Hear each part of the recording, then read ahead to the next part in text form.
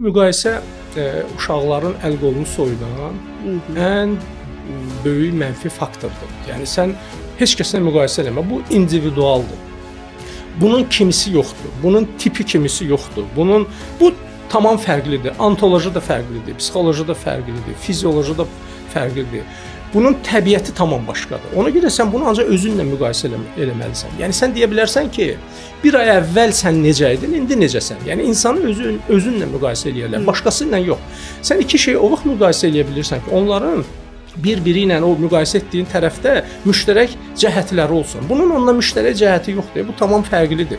Sən necə bunun hansı bacarığını müqayisə eləyə bilərsən? Sən rəqib olaraq özünü təyin elə.